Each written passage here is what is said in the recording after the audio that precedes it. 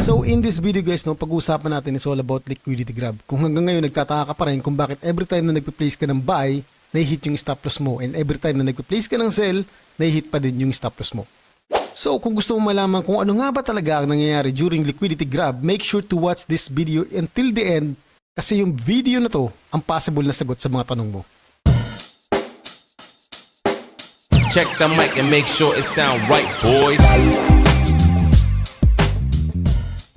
Oh, by the way guys, meron akong upcoming video and make sure na abangan nyo yun kasi sa video na yun, ituturo ko kung paano nyo magagawang makapag-generate ng 20 pips per day sa pag-trade nyo. And even if beginner ka pa lang or even if newbie ka pa lang, magagawa mo makapag-generate ng profit out of the market kapag sinunod mo lahat ng mga instructions na ituturo ko sa video na yun. So make sure to click that notification bell icon para lagi kitang mga update kapag nirelease ko na yung video na yun.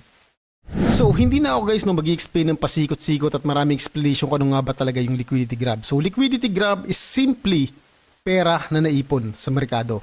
Okay? So, kanino bang mga pera to? Pera to ng mga traders and especially mga retailers na katulad natin.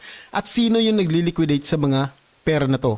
Of course, syempre yung mga big players sa market which is yung hedge funds, banks, large institutions, and when it comes to crypto, yung tinatawag nating mga whales. So in this chart, I will give you a perfect example kung paano nga ba nangyayari yung liquidity grab.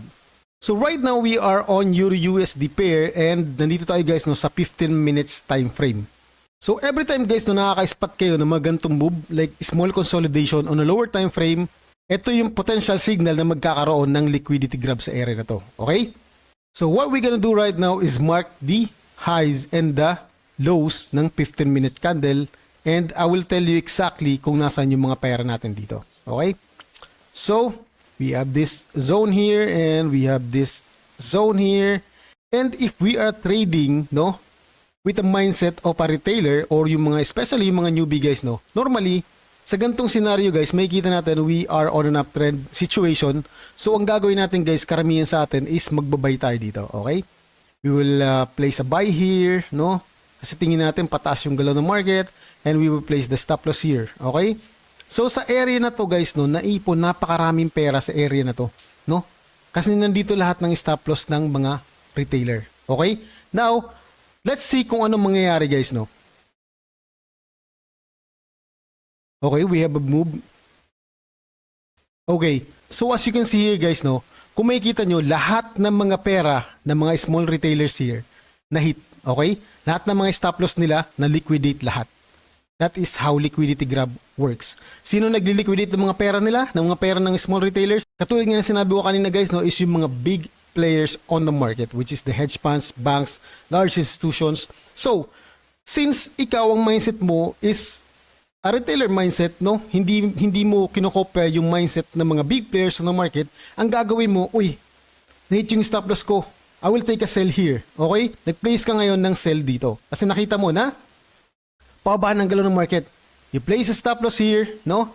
And you relax. Okay? Nag-relax ka pa or nilagay pa yung stop loss mo dito thinking na okay, tutuloy-tuloy ito ng pababa.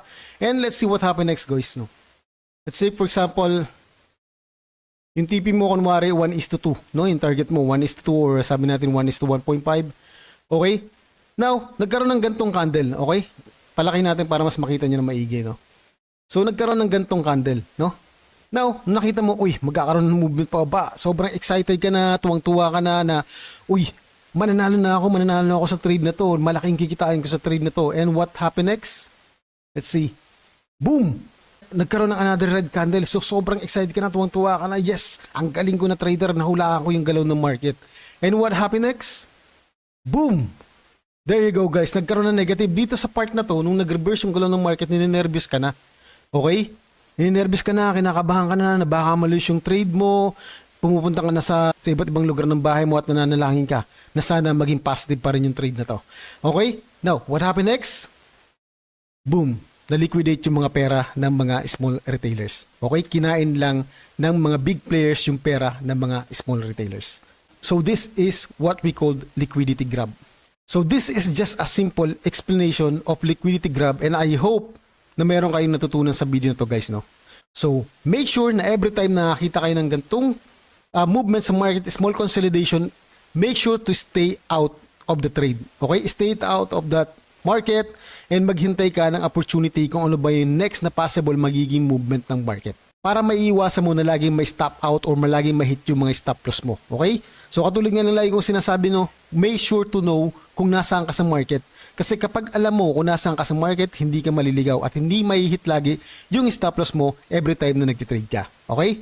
So yeah, this is just a short video and thank you so much guys for watching, no? And I hope na makatulong sa iyo yung video na to. And again, happy trading and God bless sa lahat.